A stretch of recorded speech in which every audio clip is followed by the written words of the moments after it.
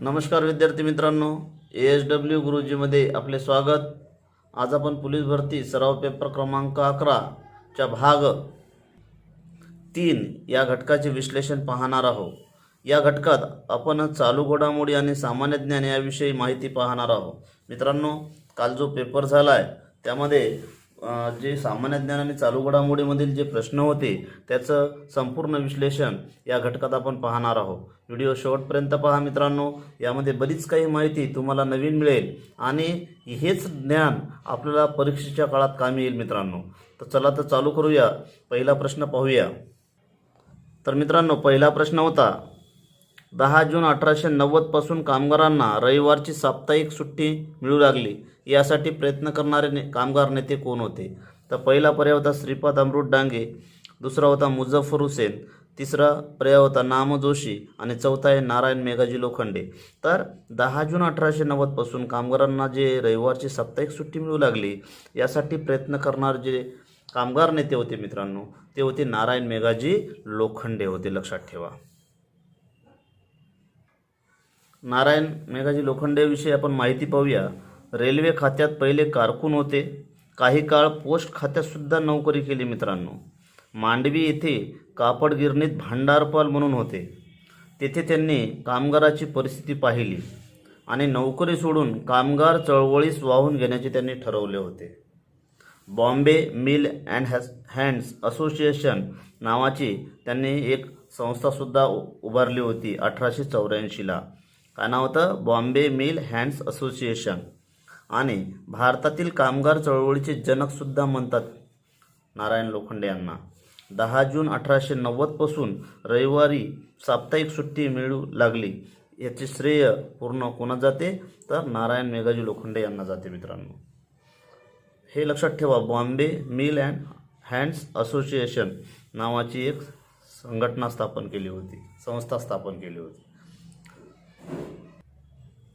त्यानंतर दुसरा प्रश्न पहा, कोणत्या देशाचे संविधान पूर्णतः लिखित नाही? पहिला पर्याय अमेरिका, दुसरा आहे फ्रान्स, तिसरा आहे इंग्लंड आणि चौथा आहे रशिया। तर मित्रांनो, इंग्लंड या देशाचे संविधान पूर्णतः लिखित नाही, लक्षात ठेवा। कोणत्या देशाचे संविधान लिखित नाही? तर इंग्लंड या देशाचे। त्यानंतर तिसरा प्रश्न पहा, महाराष्ट्र विधान परिषद एकूण सदस्य संख्या किती असते? आता लक्षात ठेवा मित्रांनो, इथे पर्याय जे दिले ते लक्षात ठेवा की प्रत्येक पर्याय जे आहे ते कोणत्या तरी परिषद किंवा विधानसभा लोकसभेशी निगडीत आहे, लक्षात ठेवा। त्यामुळे पर्याय जे आहे त्याचा विचार करताना आपण पाहूया की 250 जे सदस्य आहेत ते आहेत राज्यसभेचे सदस्य। 250 कशाचे आहेत? राज्यसभेचे, म्हणजे 238 + 12 250। त्यानंतर हे जे 78 आहेत ते आहेत महाराष्ट्राच्या विधान परिषदची एकूण सदस्य संख्या। किती आहे मित्रांनो? ती 78 ही संख्या आहे। त्यानंतर 288 जे आहे ती महाराष्ट्राच्या विधानसभेची संख्या आहे, ही विधानसभा। महाराष्ट्र विधानसभेची संख्या किती आहे मित्रांनो? सदस्य संख्या तर 288 आणि 78 हे विधान परिषद, महाराष्ट्र विधान परिषद सदस्य संख्या आहे आणि 250 जी आहे ती राज्यसभेची सदस्य संख्या आहे आणि 48 जी आहे मित्रांनो ती आहे महाराष्ट्रातील लोकसभेची सदस्य संख्या। महाराष्ट्र लोकसभा सदस्य संख्या एकूण किती आहे? तर 48 सदस्य महाराष्ट्रातून लोकसभेवर पाठवल्या जातात मित्रांनो। तर हे लक्षात ठेवा, 250 हे राज्यसभा, 78 हे महाराष्ट्र विधान परिषद, 288 महाराष्ट्र विधानसभा आणि 48 जे आहे ते महाराष्ट्रातील लोकसभा सदस्य संख्या। हे सुद्धा या अनुषंगानं, पर्यायाच्या अनुषंगानं लक्षात ठेवा। म्हणजे याचं उत्तर काय येईल की महाराष्ट्र विधान परिषद एकूण सदस्य संख्या किती? तर 78। त्यानंतर चौथा प्रश्न पहा, भारतामध्ये सर्वेक्षणासाठी कोणत्या शहरातील समुद्र सपाटीची सरासरी उंची 0 मानली जाते? तर पहिला पर्याय मुंबई, दुसरा आहे पणजी, तिसरा आहे कोलकाता आणि चौथा आहे चेन्नई। तर मित्रांनो, भारतामध्ये सर्वेक्षणासाठी जी शहरातील समुद्र सपाटीची सरासरी उंची 0 मानली जाते ती लक्षात ठेवा कुठून मानली जाते, तर चेन्नई या ठिकाणाहून मानली जाते. लक्षात ठेवा. जसं आपण म्हणतो की समुद्र सपाटीपासून माउंट एव्हरेस्ट 8,848 मीटर उंच आहे. नंतर बऱ्याच ठिकाणी जे रेल्वेच्या ठिकाणी लिहून राहते की समुद्र सपाटीपासून उंची, तर ही कुठून मोजली जाते, तर चेन्नई या ठिकाणाहून मोजली जाते. जे काही भारतात सर्वेक्षणासाठी समुद्र सपाटीची सरासरी उंची 0 मानली जाते, ती चेन्नईतून मानली जाते आणि तिथूनच प्रमाण घेतल्या जाते मित्रांनो. तर हे प्रश्न खूप महत्त्वाचा आहे. बऱ्याच ठिकाणी हे तुम्हाला वाचण्यात आलं नसेल, त्यामुळे हा प्रश्न कठीण गेला मित्रांनो. परंतु परीक्षेत जर आला तर निश्चितच तुम्हाला या पेपरची आठवण येईल. त्यानंतर पहा 5वा प्रश्न, सोमाली प्रवाह कोणत्या महासागरात आहे. तर सोमाली प्रवाह जे आहे ते पर्याय पाहूया. पहिले पॅसिफिक, दुसरा हिंदी, तिसरा दक्षिण अटलांटिक आणि चौथा आहे उत्तर अटलांटिक. तर प्रवाह असतात ना जे आहेत, उष्ण प्रवाह, शीत प्रवाह. तर सोमाली प्रवाह आहे तर तो हिंदी महासागरात आहे मित्रांनो. कोणत्या महासागरात आहे, तर हिंदी महासागरात सोमाली प्रवाह लक्षात ठेवा. त्यानंतर जागतिक प्रमाण वेळेनुसार भारतात सकाळी 8 वाजले असतील तर ग्रीनिच इथे किती वाजले असतील. पहिला पर्याय दुपारचे 1:30, दुपारचे 2:30, तिसरा पर्याय सकाळचे 2:30 आणि चौथा पर्याय सकाळचे 1:30. तर पाहूया मित्रांनो ही ग्रीनिच वेळ कशी काढतात ते.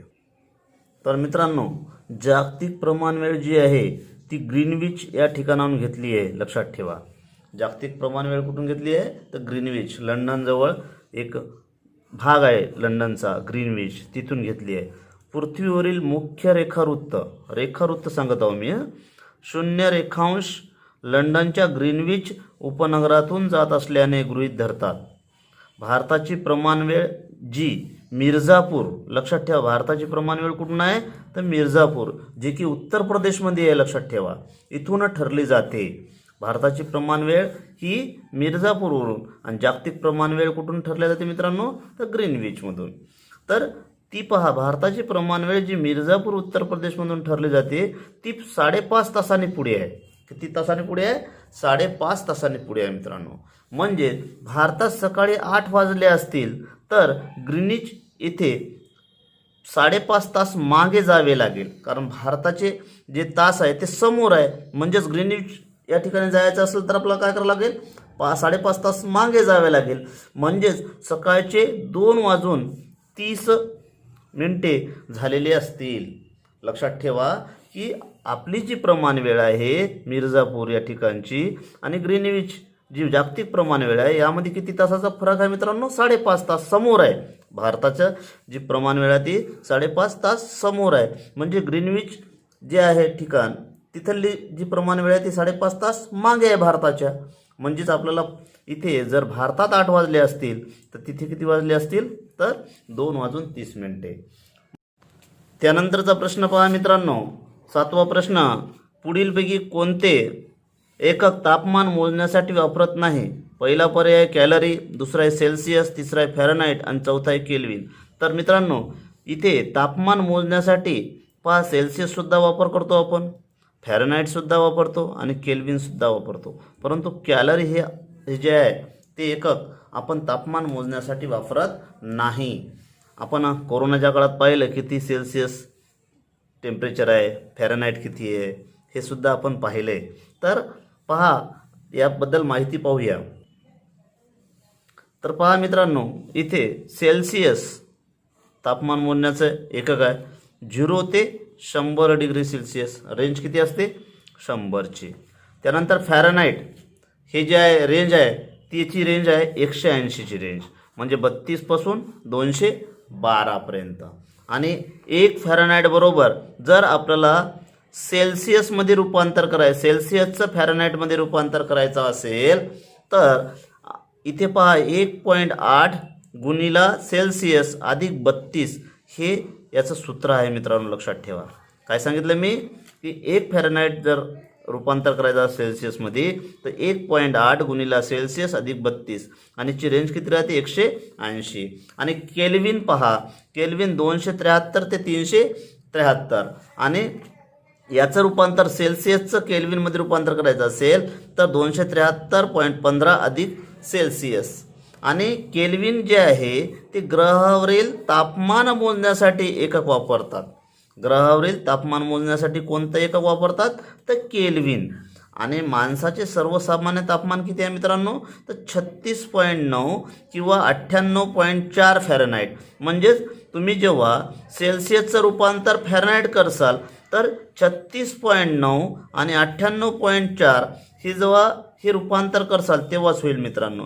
तर माणसाचं सर्वसामान्य तापमान किती आहे 36.9 किंवा 98.4 फॅरनहाईट. हे सेल्सिअसमध्ये, हे फॅरनहाईटमध्ये. आणि -40 डिग्री या तापमानाला सेल्सिअस आणि फॅरनहाईटमधील तापमान सारखेच असते, लक्षात ठेवा. -40 - 40 या तापमानाला सेल्सिअस आणि फॅरनहाईटमधील तापमान सारखेच असते. तर या दृष्टिकोनातून लक्षात ठेवायचं की माणसाचे सर्वसामान्य तापमान किती 36.9 आणि 98.4 फॅरनहाईट आणि 36.9 सेल्सिअस. आणि ही रेंजसुद्धा लक्षात ठेवा. त्यानंतर 8वा प्रश्न पहा. ध्वनी तरंगाची वारंवारता या एककात मोजली जाते. पहिला पर्याय मीटर, दुसरा पर्याय लिटर, तिसरा हर्ट्ज आणि चौथा आहे कॅलरी. तर मित्रांनो ध्वनी तरंगाची वारंवारता ही हर्ट्ज या एककात मोजली जाते. कशात मोजली जाते ध्वनी तरंगाची वारंवारता तर हर्ट्ज. आणि श्राव्य ध्वनी लक्षात ठेवा 20 हर्ट्ज पासून ते 20,000 हर्ट्ज पर्यंत जे असते त्या ध्वनीला श्राव्य ध्वनी म्हणतात. आणि मानवी श्राव्य कक्षा सुद्धा असते. म्हणजे माणूस हे 20 हर्ट्ज पासून ते 20,000 हर्ट्ज पर्यंत ध्वनी ऐकू शकतो. पण अश्राव्य ध्वनी इन्फ्रासॉनिक ध्वनी म्हणतात. तर हे 20 हर्ट्जपेक्षा कमी वारंवारतेच्या ध्वनी असतात. व्हेल मासे, हत्ती, गेंडा हे ध्वनी काढतात. आणि पराश्राव्य म्हणजे अल्ट्रासॉनिक जे ध्वनी राहतात ते 20,000 हर्ट्जपेक्षा जास्त वारंवारता म्हणजे डॉल्फिन, वटवाघूळ मार्फत काढल्या जाते, लक्षात ठेवा. म्हणजे अल्ट्रासॉनिक हे 20,000 पेक्षा जास्त वारंवारता असलेले असतात. आणि इन्फ्रासॉनिक जे असते ते 20 हर्ट्जपेक्षा कमी वारंवारतेच्या ध्वनी असते. आणि हे प्राणीसुद्धा लक्षात ठेवा. व्हेल मासे, हत्ती, गेंडा हे इन्फ्रासॉनिक. आणि अल्ट्रासॉनिक कोणत्या तर डॉल्फिन, वटवाघूळ. आणि श्राव्य ध्वनी म्हणजे काय जे मानवी श्राव्य कक्षा जे आहेत ते कोणत्या 20 हर्ट्ज ते 20,000 हर्ट्जपर्यंत. तर ध्वनी तरंगाची वारंवारता लक्षात ठेवा कोणती हर्ट्ज. पर्याय क्रमांक 3 उत्तर असेल मित्रांनो. त्यानंतरचा प्रश्न पहा. फिफा फुटबॉल वर्ल्ड कप 2022 कोणत्या देशात होणार आहे. पहिला आहे कतार, दुसरा आहे अर्जेंटिना, तिसरा आहे ब्राझील आणि चौथा आहे फ्रान्स. तर फिफा फुटबॉल वर्ल्ड कप 2022चा हे कतार या देशात होणार आहे मित्रांनो. कतार हे आशिया खंडातील देश आहे हे लक्षात ठेवा. फिफा वर्ल्ड कप बद्दल माहिती पाहूया. फिफा वर्ल्ड कप 2022 कतार या देशात होणार आहे. ही 22वी स्पर्धा असेल, कतार या देशात होणार आहे. आणि 20 नोव्हेंबर 2022 ते 18 डिसेंबर 2022 पर्यंत या कालावधी असणार आहे. दर 4 वर्षांनी स्पर्धा होत असते मित्रांनो फुटबॉल वर्ल्ड कप. आणि 2018ला रशियामध्ये झाली होती आणि तिथे विजेता कोण होता तर फ्रान्स आणि उपविजेता होता क्रोएशिया. आणि 2022ला कतार या ठिकाणी होणार आहे. आणि 2026मध्ये कॅनडा, अमेरिका आणि मेक्सिको या 3 देशात होणार आहे मित्रांनो, हे लक्षात ठेवा. 2018 रशिया, 2022 कतार आणि 2026 कॅनडा, अमेरिका, मेक्सिको. आणि 2018चा विजेता कोण होता तर फ्रान्स होता. आणि किती वर्षांनी होते तर 4 वर्षांनी. आणि 22वी स्पर्धा कुठं होणार आहे तर कतार या देशात होणार आहे. त्यानंतरचा प्रश्न पहा. फ्रेंच ओपन 2020 पुरुष एकेरीतील विजेतेपद कोणी पटकाविले. पहिला पर्याय राफेल नदाल, दुसरा आहे नोवाक जोकोविच, तिसरा आहे रॉजर फेडरर आणि चौथा आहे डोमिनिक थीम. तर मित्रांनो फ्रेंच ओपन 2020चा विजेता जे आहे पुरुष विजेता ते राफेल नादाल आहे. फ्रेंच ओपन 2020 पुरुष एकेरी विजेता राफेल नादाल हा स्पेनचा आहे, हा विजेता आहे. आणि नोवाक जोकोविच हे सर्बियाचा हा उपविजेता. आणि महिलांमध्ये इका स्वेटेक ही पोलंडची आणि सोफिया केनिन ही अमेरिकेची उपविजेता आहे. आणि वर्षातल्या जे ते टेनिस खेळाचा क्रम आहे ना मित्रांनो हे लक्षात ठेवा. पहिलं राहते ऑस्ट्रेलियन, दुसरं राहते फ्रेंच, तिसरं राहते विम्बल्डन आणि चौथं राहते अमेरिकन. आता हे लक्षात कसं ठेवायचं? ए ऑस्ट्रेलिया, नंतर फ्रेंच AFWA, म्हणजे क्रम पाय इथे अल्फाबेटिकली एच्या नंतर एफ, एफच्या नंतर डब्ल्यू आणि शेवटचा अमेरिकन लक्षात ठेवा. म्हणजे तुम्ही पूर्वेकडून पश्चिमेकडे जाताना पहिले ऑस्ट्रेलियन, फ्रेंच, विम्बल्डन आणि अमेरिका असा खेळाचा क्रम लक्षात ठेवा. क्रमसुद्धा विचारू शकते. पुन्हा कोणत्या मैदानावर होते ते सुद्धा विचारू शकते. तर राफेल नादाल हे फ्रेंच ओपन 2020 विजेता, पुरुष विजेता आहे फ्रेंच ओपन 2020चा, लक्षात ठेवा. त्यानंतर नवनियुक्त लोकसभा महासचिव कोण आहेत? तर मित्रांनो, नुकतेच उत्पल कुमार सिंग हे लोकसभेचे महासचिव म्हणून नियुक्ती झाली. या 4-5 दिवसातच झालेली आहे उत्पल कुमार सिंग यांची. त्या अगोदर स्नेहलता श्रीवास्तव या लोकसभेच्या महासचिव होत्या. आणि OP बिर्ला हे जे आहेत ते लोकसभेचे सभापती आहे मित्रांनो, लोकसभा सभापती आहेत. हे सुद्धा लक्षात ठेवा या पर्यायाच्या अनुषंगानं.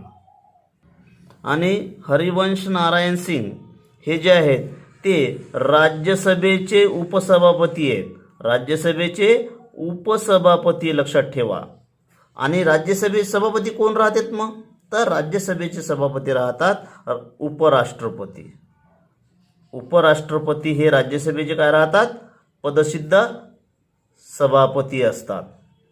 ठीक आहे. आणि हे सभापती असतात राज्यसभेचे उपराष्ट्रपती. आणि राज्यसभेचे उपसभापती कोण आहेत मग? तर हरिवंश नारायण सिंग. आणि आता सध्या राज्यसभेचे सभापती कोण आहेत मग उपराष्ट्रपती म्हणून? व्यंकय्या नायडू, लक्षात ठेवा. आणि OP बिर्ला जे आहेत ते लोकसभेचे सभापती आहेत. आता लोकसभेचे पहिले सभापती कोण होते? तर ग.वा. माळवणकर. ग.वा. माळवणकर हे लोकसभेचे पहिले सभापती होते. आणि पहिली महिला लोकसभेची सभापती कोण होती? तर ती मीरा कुमार. या दृष्टिकोनातून सगळे लक्षात ठेवा. हे पर्याय जे आले त्याची पूर्ण ॲनालिसिस करता आली पाहिजे तुम्हाला, की स्नेहलता श्रीवास्तव कोण होत्या, उत्पल कुमार सिंग कोण होते, OP बिर्ला कोण आहेत, हरिवंश नारायण सिंग कोण आहे, हे सगळे अनुषंगानं जेव्हा तुम्ही पर्यायाचा ॲनालिसिस करसाल मित्रांनो, त्यावेळेस कोणताही प्रश्न जर येत असेल तर त्यामध्ये तुम्ही योग्य उत्तर त्यामध्ये निवड करसाल. त्यामुळे तुम्हाला या गोष्टी जरी माहीत नसाल की लोकसभा महासचिव कोण आहेत, तर तुम्हाला हे माहीत आहे की OP बिर्ला हे लोकसभेचे सभापती आहेत, हरिवंश नारायण सिंग राज्यसभेचे उपसभापती आहे, स्नेहलता श्रीवास्तव या लोकसभेच्या महासचिव होत्या. आता उत्पल कुमार सिंग हे लोकसभेचे महासचिव आहेत. तर या दृष्टिकोनातून सगळ्या माहिती लक्षात ठेवा. आणि लोकसभेच्या पहिल्या महिला सभापती कोण? तर मीरा कुमार. तर लोकसभेचे पहिले सभापती ग.वा. माळवणकर आणि लोकसभेची पहिली महिला सभापती मीरा कुमार. आणि सध्या कोण आहे? OP बिर्ला हे लोकसभेचे सभापती आहेत. राज्यसभेचे उपसभापती हरिवंश नारायण सिंग, उपराष्ट्रपती राज्यसभेचे काय राहतात? सभापती राहतात. आणि लोकसभा महासचिव उत्पल कुमार सिंग आहेत मित्र. त्यानंतर पहा, हॉर्नबिल फेस्टिवल कोणत्या राज्यात साजरा केला जातो? पहिला पर्याय त्रिपुरा, दुसरा आहे मिझोराम, तिसरा आहे नागालँड आणि चौथा आहे सिक्कीम. तर मित्रांनो, हॉर्नबिल फेस्टिवल जे आहे ते नागालँड राज्यात साजरा केला जातो. हॉर्नबिल फेस्टिवल नागालँडमध्ये प्रत्येक वर्षी डिसेंबर महिन्यात पहिल्या आठवड्यात, हे लक्षात ठेवा, पहिल्या आठवड्यात राहते. सागा डावा हे जे आहे ते सिक्कीम राज्यात फेस्टिवल साजरा केला जाते. नेमकाच आत्ताच 7थ्या वर्गाच्या ऑलिम्पियड स्पर्धेत विचारला होता हा प्रश्न, की सागा डावा हा उत्सव कोणत्या राज्यात साजरा केला जातो? तर सागा डावा हे सिक्कीम राज्यात साजरा केला जातो. आणि खर्ची फेस्टिवल जो आहे तो त्रिपुरा राज्यात साजरा केला जातो. सागा डावा सिक्कीम आणि खर्चीस फेस्टिवल त्रिपुरा. लक्षात ठेवा, या पर्यायाच्या अनुषंगानं फक्त बोलतोय मी. त्यानंतर खालीलपैकी कोणती कृष्णेची उपनदी आहे जी महाराष्ट्रात कृष्णेला मिळत नाही? तर पहिला पर्याय भीमा, दुसरा आहे एरळा, तिसरा आहे दूधगंगा आणि चौथा आहे कोयना. तर तुम्हाला माहीतच असेल कोयना आणि कृष्णा यांचा संगम कुठे होते, तर कराड या ठिकाणी. नंतर पहा, हे एरळा सुद्धा महाराष्ट्रातच कृष्णेला मिळते, दूधगंगा ही सुद्धा कृष्णेला मिळते महाराष्ट्रातच. पण भीमा जी नदी आहे ती कर्नाटकमध्ये रायचूर या ठिकाणी मिळते मित्रांनो. कर्नाटक येथे रायचूर या ठिकाणी. हा भारताचा मॅप आणि भीमा आणि हे कृष्णा. तर हे भीमा अशी आणि हे कृष्णा अशी वाहत येते आणि हे भीमा हे इथे कर्नाटकमध्ये रायचूर या ठिकाणी मिळतात मित्रांनो. त्यानंतर 21 डिसेंबर 1909 रोजी जॅक्सनवर कोणी गोळ्या झाडल्या होत्या? पहिला पर्याय अनंत कान्हेरे, दुसरा पर्याय मदनलाल धिंगरा, तिसरा पर्याय गणेश चाफेकर आणि चौथा आहे खुदिराम बोस. तर मित्रांनो 21 डिसेंबर 1909 मध्ये जॅक्सनवर गोळ्या हे अनंत कान्हेरे यांनी झाडल्या होत्या. अनंत कान्हेरेविषयी माहिती पाहूया. 21 डिसेंबर 1909 रोजी जॅक्सनवर गोळी झाडली अनंत कान्हेरे यांनी. अभिनव भारत संघटनेचे सदस्य होते आणि अभिनव भारत संघटना ही 1904ला विदा सावरकर यांनी स्थापन केली होती. नाशिकचे जिल्हाधिकारी A.M.T. जॅक्सन यांची हत्या केली होती. नाशिकमधील विजयानंद थिएटरमध्ये शारदा नाटकाचा प्रयोग जॅक्सनच्या निरोपासाठी ठेवला होता. जॅक्सनचा निरोप समारंभ होता, त्याची बदली झाली होती, त्याच्यासाठी निरोप समारंभासाठी कार्यक्रम ठेवला होता. तिथे गोळ्या झाडल्या होत्या मित्रांनो आणि 20 मार्च 1910 रोजी त्यांना फाशी देण्यात आली. तर हे या अनुषंगाने लक्षात ठेवा. आणि मदनलाल धिंगरा यांनी कोणाला गोळ्या झाडून ठार केलं होतं, तर कर्झन वायली. हे लक्षात ठेवा. मदनलाल धिंगरा, कर्झन वायली. आणि खुदिराम बोस यांनी किंग्सफोर्ड यांच्या गाडीवर एक बॉम्ब फेकला, परंतु तो चुकून दुसऱ्याच गाडीवर टाकला गेला आणि किंग्सफोर्ड बचावला आणि यामध्ये खुदिराम बोस यांना पकडण्यात आलं आणि 11 ऑगस्ट 1908 रोजी त्यांना फासावर लटकवण्यात आलं. मित्रांनो लक्षात ठेवा, खुदिराम बोस यांनी कोणावर बॉम्ब टाकला होता, किंग्सफोर्ड. हे लक्षात ठेवा. परंतु त्यामध्ये किंग्सफोर्ड बचावला होता, लक्षात ठेवा. तर हे लक्षात ठेवा. अनंत कान्हेरे, जॅक्सन, मदनलाल धिंगरा, कर्झन वायली आणि किंग्सफोर्डला कोणी बॉम्ब टाकला होता, किंग्सफोर्डवर खुदिराम बोस, परंतु त्यात बचावला होता. आणि चाफेकर बंधू यांनी रॅड याची हत्या केली होती, लक्षात ठेवा. तर हे लक्षात ठेवा, चाफेकर बंधू, रॅड. बाळकृष्ण चाफेकर आणि चाफेकर बंधू यांनी रॅड याचा वध केला, लक्षात ठेवा. अनंत कान्हेरे, जॅक्सन, इथे पर्याय चूक आहे, बाळकृष्ण चाफेकर. तर इथे अनंत कान्हेरे, जॅक्सन, मदनलाल धिंगरा, कर्झन वायली. इथे रॅडचा खून किंवा हत्या ही चाफेकर बंधूने केली होती आणि खुदिराम बोसने किंग्सफोर्डवर बॉम्बस्फोट केला होता, परंतु त्यात तो वाचला होता, किंग्सफोर्ड. अशा पद्धतीने हे जे पर्याय आहेत मित्रांनो त्याचा ॲनालिसिस करा तुम्ही. त्यानंतर कोणत्या महसूल पद्धतीत शेतकरी जमीन मालक बनले? तर पहिलं पर्याय कायमधारा पद्धत, दुसरी जमीनदारी, तिसरी आहे रयतदारी आणि चौथी आहे मिरजदारी. मित्रांनो ही महसूल पद्धती जी आहेत ते सांगायला बसलो तर 10-1 मिनटं लागतील. त्यामुळे ही पद्धत जी आहे महसूल पद्धतीचे वर्णन जे आहे ते मी एक स्पेशल व्हिडिओ करणार आहोत, त्यात तुम्ही आवर्जून बघा. परंतु इथे पहा, महसूल पद्धतीत शेतकरी जमीन मालक कोणत्या यात बनले, तर रयतवारीमध्ये बनले, लक्षात ठेवा, रयतवारी. तर हे लक्षात ठेवा. कायमधारा पद्धत ही लॉर्ड कॉर्नवॉलिस यांनी लागू केली होती. त्या पद्धतीचे जनक कोण आहे? कायमधारा पद्धतीचे लॉर्ड कॉर्नवॉलिस, 1893. तर या रयतवारीमध्ये काय फायदा झाला, कायमधारामध्ये काय तोटे होते, हे सर्व एका व्हिडिओच्या माध्यमातून मी तुम्हाला सांगणार आहोत. फक्त इथे लक्षात ठेवा की शेतकरी जमीन मालक कोणत्या याच्यात बनले महसूल पद्धतीत, तर रयतवारी पद्धतीत, रयतवारी पद्धत. त्यानंतर चुकीची जोडी शोधा. जिल्हे व थंड हवेची ठिकाणे. सातारा महाबळेश्वर बरोबर आहे. अमरावती चिखलदरा बरोबर आहे. रायगड माथेरान बरोबर आहे, परंतु आंबोली हे ठिकाण जे आहे ते कोणत्या जिल्ह्यात येते मित्रांनो? तर ते येते सिंधुदुर्गमध्ये येते. म्हणजेच इथे कोणता पर्याय चुकीचा झाला? तर पर्याय क्रमांक 2. थंड हवेची ठिकाणे आणि नेमके ते कोणत्या जिल्ह्यात आहेत हे तुम्ही एका वहीत लिहून घेत चाला, आणि त्यामुळे काय होईल की एका ठिकाणी माहिती संग्रही राहील तुमची, आणि परीक्षेत अशाच पद्धतीचे प्रश्न विचारतात. त्यानंतर चुकीची जोडी शोधा. जिल्ह्या व टेकड्या. गाळणा धुळे बरोबर आहे टेकडी. गरमसूर नागपूरमध्ये येते. दरेकसा जे आहे ती गोंदिया आणि काही अंशी जर असा भाग भंडाऱ्यात सुद्धा येतो, पण बहुतांश भाग कुठे येते मित्रांनो? तर गोंदिया इथे येते. तर हे दरेकसा जे आहे ती गोंदियामध्ये, चिरोली गडचिरोलीमध्ये. म्हणजे पर्याय कोणता चुकला मित्रांनो? तर पर्याय क्रमांक 2. त्यानंतर खालीलपैकी कोणती नदी तापीची उपनदी नाही?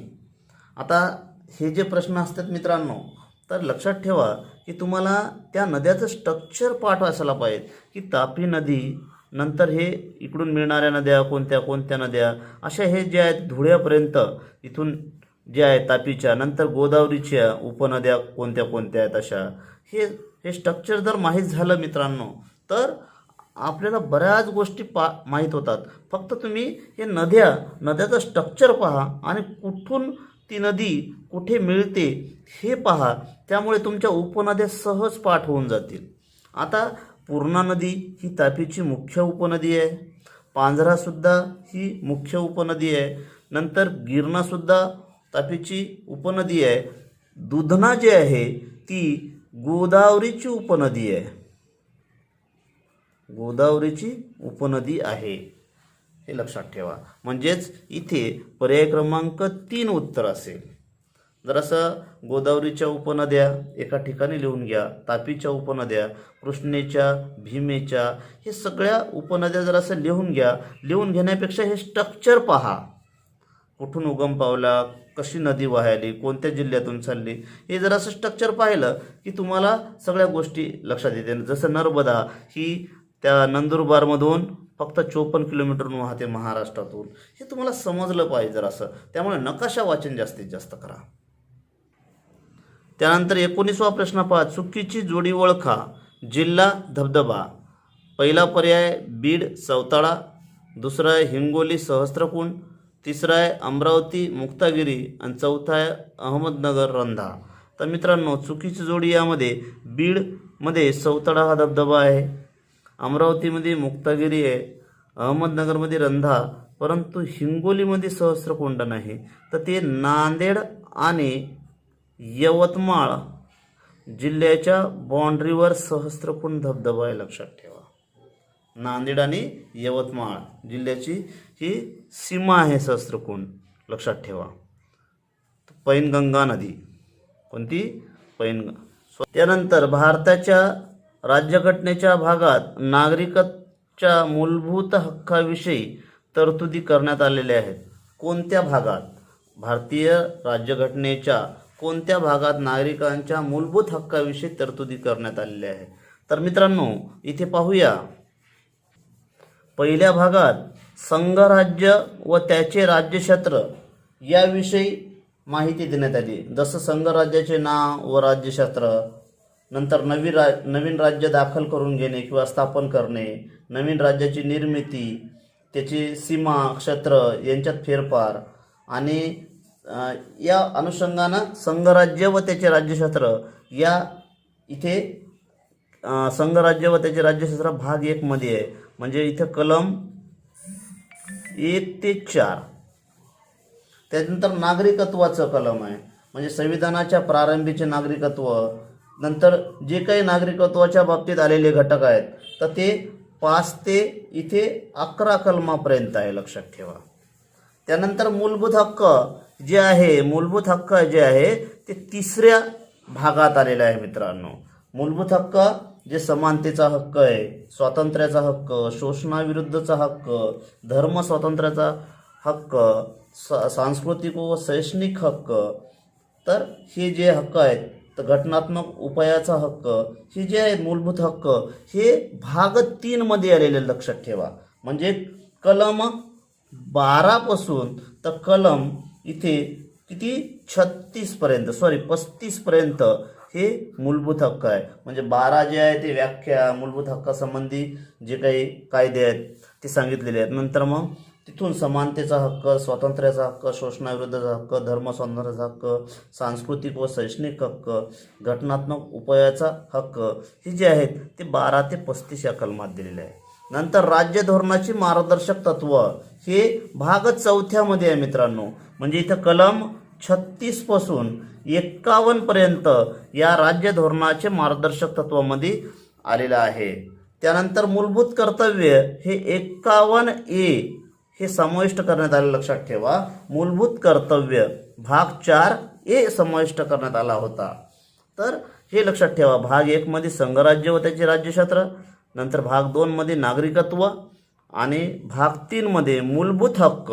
मूलभूत हक्क कुठे आहेत मग, तर भाग 3 मध्ये 3ऱ्या भागात इथे तरतुदी करण्यात आलेल्या आहे. त्यानंतर कोणत्या घटना दुरुस्तीनुसार मूलभूत अधिकाराच्या यादीतून संपत्तीचा अधिकार काढून टाकण्यात आलाय, तर पहिला पर्याय 42वी घटना दुरुस्ती, दुसरी आहे 44वी घटना दुरुस्ती, तिसरी आहे 71वी घटना दुरुस्ती आणि चौथी आहे 61वी घटना दुरुस्ती. मित्रांनो, तर मूलभूत अधिकाराच्या यादीतून संपत्तीचा अधिकार जे काढून टाकलाय ती 44व्या घटना दुरुस्तीने काढून टाकण्यात आला. आता इथे 42व्या घटना दुरुस्तीने काय करण्यात आलंय मग, तर 42व्या घटना दुरुस्तीने 1976 ला 10 मूलभूत कर्तव्य समाविष्ट करण्यात आले आणि 2002 मध्ये पुन्हा 86व्या घटना दुरुस्तीनं अजून एक कर्तव्य टाकण्यात आलं, ते म्हणजे शिक्षणाचं. म्हणजे 11 कर्तव्ये आहेत 2002 ला 86व्या घटना दुरुस्तीने. 1976 ला जी घटना दुरुस्ती झाली 42वी, त्या अनुषंगानं मूलभूत कर्तव्याचा समावेश करण्यात आला.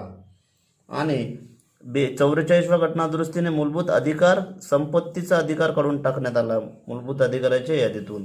आणि 71वी घटना दुरुस्ती यामध्ये भाषा विषयक सुधारणा करण्यात आल्या होत्या. आपल्याला माहित आहे 21, 71, 92 हे भाषाविषयक घटना दुरुस्ती आहे. म्हणजे सिंधी भाषेला दर्जा देण्यात आला होता, जी भाषा आहे 14 भाषा, नंतर मग 22 भाषा झाल्या.